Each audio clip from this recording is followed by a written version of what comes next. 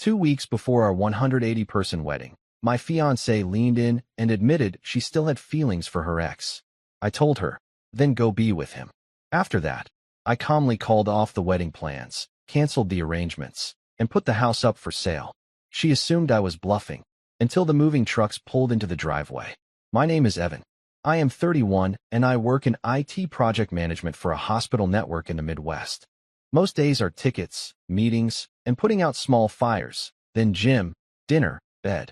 I like routines because they keep life simple. My fiancée is Qley, 29. We have been together a little over 3 years, engaged for 8 months, and we live together in a house we bought last summer. The wedding was scheduled for 2 weeks from the day everything happened. About 180 guests, a big venue, the kind of thing where you can feel the cost every time you open an email. Planning has been mostly Qley's thing. She enjoys it, and she is good at being in charge. I have been handling the practical parts, payments, vendor calls, travel, guest list spreadsheet, all the boring stuff. That division worked until it didn't. Qley has a way of turning normal conversations into a test. If I asked about the budget, I was stressing her out. If I asked about timelines, I was micromanaging. If I tried to stay quiet, I was being emotionally unavailable. She also liked to talk about how lucky I was, usually in a jokey tone, but it always landed like a tiny insult. Like I should be grateful she picked me. 2 weeks before the wedding, we had a final walkthrough scheduled at the venue that Saturday. The week before that was chaos. Seating chart revisions, her mom arguing about +1s, last-minute changes to the bar package because someone's cousin only drinks a specific tequila. I was tired, but I thought this was normal pre-wedding stress. On Thursday night, Qley came home late from what she called a quick drink with coworkers. She was buzzed and sharp, like she had already been arguing with someone in her head. She tossed her heels by the door and started complaining about how no one helps her, how she is carrying the whole wedding, how I do not understand what it is like to be the one everyone expects perfection from. I told her I understood she was stressed. I also said we needed to confirm the final payment schedule because the next deposit was due Monday. That is when she did this weird thing where she got very calm and very serious, like she was switching modes. She sat down across from me at the kitchen island, leaned forward, and said she needed to tell me something before we got married. Her eyes were glossy, but her voice was steady. Then she said it. She said she still had feelings for her ex. I did not react immediately. I asked her what she meant. She rolled her eyes like I was being deliberately slow and said she thought she had moved past it, but recently she had been thinking about him more. Her ex is named Daniel. They dated for 5 years before we met. From what I know, he cheated once early on. They broke up, then got back together, then eventually ended things for good. At least that is the version she gave me. I asked if she had spoken to him. She said no, but she had looked at his social media a few times. Then she corrected herself and said more than a few. She said seeing him doing well made her question whether she had unresolved feelings. She said this like it was an insight she was proud of, like she was being brave by telling me. I asked why she was telling me 2 weeks before our wedding. She shrugged and said it would be dishonest to marry me without admitting it. I asked her directly if she wanted to be with him instead of me. She hesitated long enough to answer the question without actually answering it. She said she did not know. She said maybe she just needed closure. She said everyone has doubts before a big commitment. The way she said it made it sound like my reaction would determine whether she stayed. Like I was supposed to compete or reassure her harder. I have seen that pattern before. If I pushed back, I was insecure. If I backed down, she felt desired. I told her I was not interested in being a backup plan. I said if she had feelings for someone else strong enough to bring up now, then she should go figure that out. She laughed a little and said I was being dramatic. Then she leaned closer and said she still loved me, but love is complicated. That phrase irritated me more than the confession itself. I asked one more time if she wanted to postpone the wedding. She did not say yes. She did not say no. She said she needed me to fight for her a little. That is when I told her, calmly, then go be with him. She stared at me like she was waiting for the rest of the sentence. When nothing followed, she smirked and said I was trying to scare her. She told me I always go cold when things get uncomfortable. Then she said I was proving her point about not fighting for her. I told her I was not interested in competing with a memory. If she needed comparison to feel secure, that was already information I could use. She said I was twisting it. According to her, she was just being transparent and I was punishing her for honesty. I asked a simple question. If Daniel texted her tomorrow and said he wanted to try again, What would she do? She paused again. Not long, but long enough. Then she said she would at least hear him out. She added that it did not mean she would choose him. That was enough for me. I told her I was not marrying someone who would entertain alternatives. I said we could cancel now before contracts locked further payments. I kept my voice even because I did not want this to turn into something emotional and circular. She laughed again and said I was overreacting. She said every bride has doubts and that I was being insecure. Then she added that Daniel had always fought harder for her than I did. That comment clarified something. This was not about unresolved feelings. This was about leverage. She wanted to feel pursued. She wanted to see if I would panic. Instead, I opened my laptop and pulled up the vendor spreadsheet. I told her I would start making calls in the morning. I said we should also speak to our realtor about listing the house quickly since it would be easier before the wedding chaos. That is when her expression shifted slightly. She asked why I was talking about the house.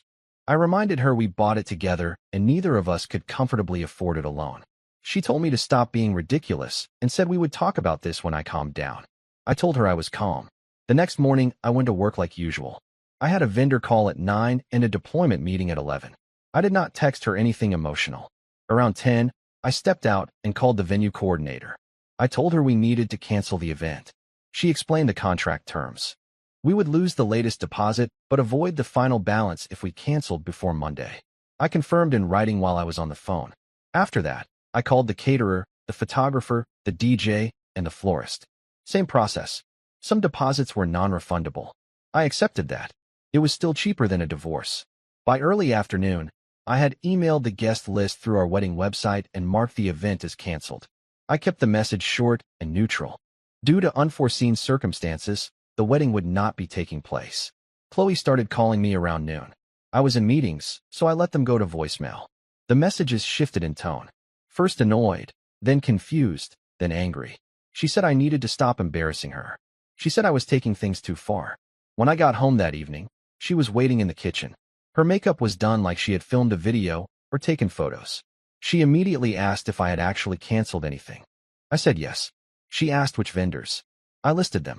She told me to call them back and fix it. She said she had just been venting and I had blown up our entire future over one conversation. I reminded her that the conversation involved her admitting she would hear out her ex if he reached out. She said that was hypothetical and I was weaponizing it. She also said her parents were already asking questions because of the cancellation email. I told her I would speak with them if needed and explain that it was my decision. That made her angrier. She said I was making her look rejected. I told her the alternative was marrying someone who was unsure. That was not something I was willing to do. She accused me of trying to control the narrative. I told her there was no narrative, just logistics. The next day I called our realtor. We had bought the house with both names on the mortgage, 50-50. The market in our area was still steady, and similar houses were moving within a few weeks. I asked her what listing Qley would look like. She said we could photograph by the weekend and go live early next week. When I told Qley that evening, she stared at me like I had crossed into something irreversible. She said I could not just decide to sell our home without her agreement. I reminded her I was not deciding alone. I was proposing we sell an asset we could not reasonably maintain separately. I asked if she wanted to buy me out. She went quiet because she knew she could not. She switched tactics. She said couples fight before weddings all the time and that I was sabotaging years of investment over pride. I told her it was not pride. It was risk assessment. Marrying someone who openly questioned whether they preferred someone else was not a stable foundation. She started crying then, but it felt measured. She said she had only mentioned Daniel because she trusted me. She said I was punishing vulnerability. The realtor came by Saturday morning to take photos. Qley stayed in the bedroom for most of it. She texted me that I was humiliating her and that no one would respect a man who walks away this easily. I told her it was not easy. It was simple. She responded with a thumbs-up emoji. By Monday, the listing was live. I forwarded her the link for transparency. She did not respond for hours. Then she asked if I was actually planning to move out or if this was still some kind of demonstration. That evening, 2 moving trucks pulled into the driveway. She was standing at the front window when the trucks backed in. I had scheduled them the day before. One was for my things. The other was a short-term storage unit container I rented so we could stage the house properly for showings. Qley came outside before the drivers even stepped out of the cabs. She asked me what I thought I was doing. I told her I was separating our belongings so we could move forward without tension during showings. I had already arranged a short-term lease on a one-bedroom apartment closer to my office. It was available immediately. She said I was insane for committing to this without giving her time to process. I reminded her that she introduced uncertainty, not me. I also told her that once the wedding was canceled, living together without a clear plan would only get messier. She accused me of trying to scare her into apologizing. I told her I was not looking for an apology. I was looking for clarity, and I had it. The movers worked quickly. I had labeled my office equipment, clothes, personal documents, and electronics in advance. I had also opened a new bank account the previous day and transferred my portion of our joint savings, leaving an exact record of what was moved. I emailed her the spreadsheet so there would be no confusion later. She kept saying this was extreme. She said couples talk through doubts. They do not dismantle their lives overnight. I told her doubts about seating charts are normal. Doubts about preferring someone else are not. At one point she said I was making a mistake I would regret. I asked her directly if she had contacted Daniel since our conversation. She did not answer immediately.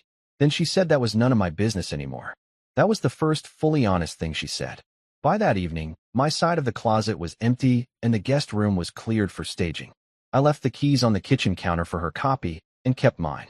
Before I drove away, she asked if I really thought she would have chosen him over me. I told her I was not willing to wait around to find out. I moved into the apartment that night. It was smaller and closer to downtown, about 10 minutes from my office. I unpacked essentials and left the rest in boxes. The place was quiet in a way the house had not been for months. The next morning, Qley texted asking if we could talk in person without movers or realtors around. I agreed to meet at a coffee shop halfway between the house and my apartment. She arrived looking composed, but tense. She immediately said she had not contacted Daniel. Then she added that she had drafted a message but never sent it. She showed me her phone as proof. The message was still sitting in her drafts. It was short and direct, asking how he had been and if he ever thought about them. I told her drafting it was enough information. She said everyone thinks about exes before major milestones. She insisted she had only wanted reassurance from me and that I had overcorrected. I asked her what outcome she expected when she told me she still had feelings for him. She said she expected me to fight harder, maybe remind her why we worked. She said Daniel used to make big gestures, and she sometimes missed that intensity. I told her I am not interested in competing with someone else's memory or performing to secure my place. She said that attitude was exactly why she sometimes questioned whether I loved her enough. I explained that stability is not the same as indifference. I had shown commitment by buying a house and planning a wedding. I was not going to prove it by tolerating emotional triangulation. She then said something that shifted things again. She admitted she had run into Daniel at a mutual friend's birthday a month earlier. She said it was brief and nothing happened, but it stirred up feelings she thought were gone. That was new information. I asked why she did not mention that before. She said she did not want me to overreact. I finished my coffee and told her I appreciated the clarification. Then I told her it confirmed I made the right decision. After I left the coffee shop, I sat in my car for a few minutes and reviewed the conversation in my head. There was no new information that changed the core issue. She had seen her ex, drafted a message to him, and expected me to compete for reassurance. That was enough.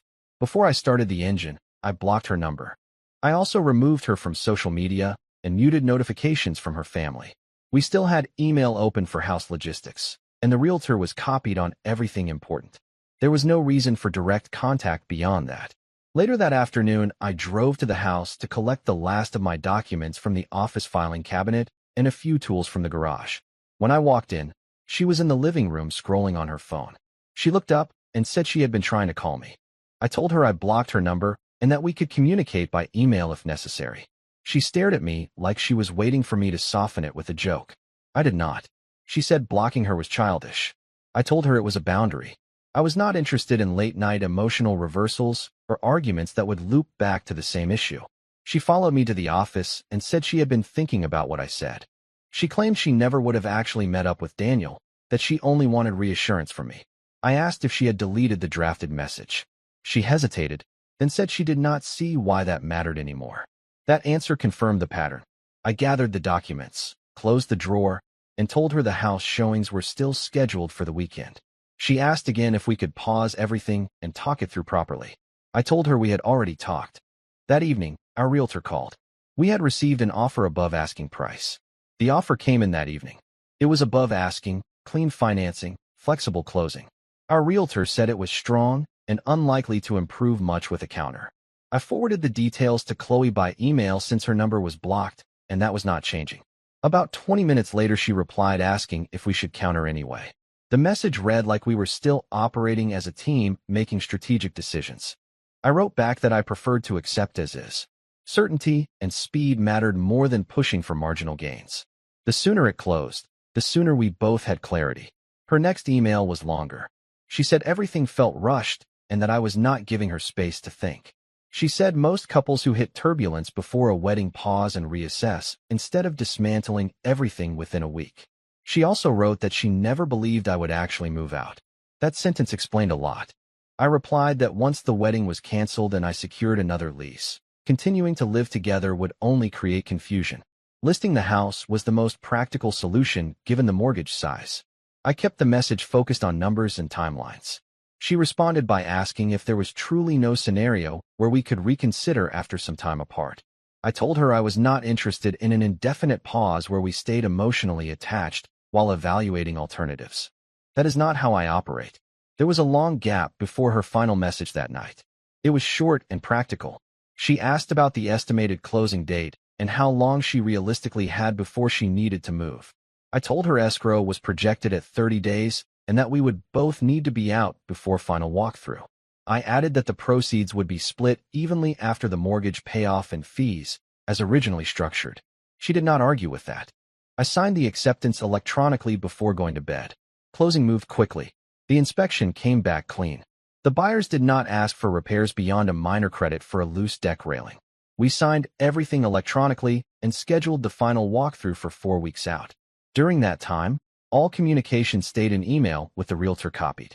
There were no emotional messages, no late-night reversals, just timelines, utility transfers, and confirmation of moving dates. I picked up the last of my things the week before closing while she was at work. I had already cleared it with her over email. The house looked staged and unfamiliar without our furniture. It felt transactional, which made the process easier. On closing day, the funds were wired that afternoon. After the mortgage payoff and fees, the remaining amount was split evenly into our separate accounts. I confirmed receipt and sent a brief email wishing her well. She replied with a short acknowledgement and nothing else. I heard through a mutual friend a month later that she had reconnected with Daniel. I did not verify it, and I did not reach out. It was not relevant to my decisions at that point. The apartment lease I signed was 12 months. I kept my routine the same. Work, gym, dinner, sleep. The difference was that there was no background tension about proving anything or competing with someone who was not even present. Looking back, the timeline was tight but logical. She introduced uncertainty 2 weeks before a major legal and financial commitment. I responded before the commitment locked in. There was no public scene, no drawn-out arguments, no attempt to monitor her choices.